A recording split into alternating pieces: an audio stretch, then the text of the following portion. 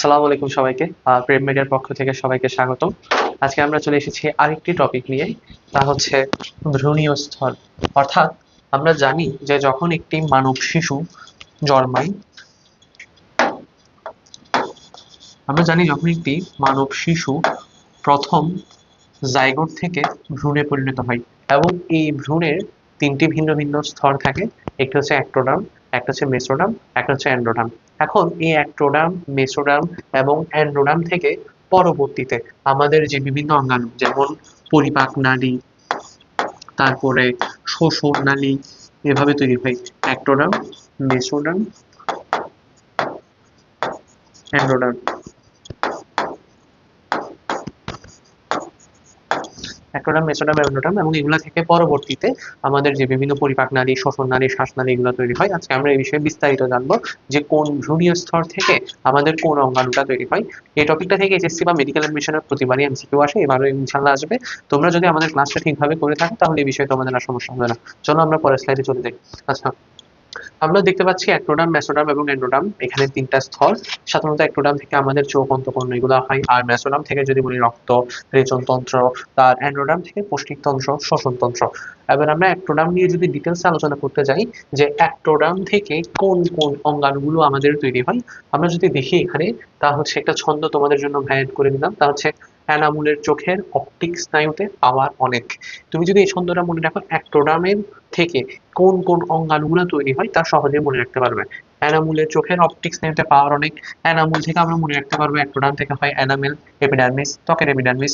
তারপরে হচ্ছে চোখের, এটা দ্বারা আমরা বুঝাবো যে অ্যাক্টোডার্মে চোখ তৈরি হয়। অপটিক স্নায়ুতে অর্থাৎ স্নায়ুতন্ত্র আমাদের গঠিত হয়। পাওয়ার অনেক, পায়ুর আবরণ, পিটুইটারি গ্ল্যান্ড এবং অনেক অনেক দিয়ে অন্তঃকর্ণ। তাহলে আমরা বুঝতে পারলাম যে ভ্রূণ জাইগোটের পর যখন ফার্স্ট ভ্রূণে কনভার্ট হয়, তখন তার অ্যাক্টোডার্ম থেকে কি কি তৈরি হয়? অন্তঃকর্ণ, এনামেল, এপিডার্মিস, চোখ, স্নায়ুতন্ত্র। তারপর যদি আমরা যাই মেসোডার্ম নিয়ে, যদি আমরা আলোচনা করি, মেসোডার্ম বা মধ্যবর্তী অংশটা থেকে, তা হচ্ছে এখানে আরেকটি আমরা ছন্দ দেখতে পাচ্ছি, তা হচ্ছে তোমার ডিউডেনামে লম্বা প্যারেক সংযোজন। আচ্ছা, তোমার ডিউডেনামে লম্বা প্যারেক সংযোজন, তোমার দিয়ে বোঝাই ইউস্টেশিয়ান নালী, আমাদের যে কান আর গলবিলের গলার সংযোগস্থলে যে নালীটি আছে তা হচ্ছে ইউস্টেশিয়ান নালী।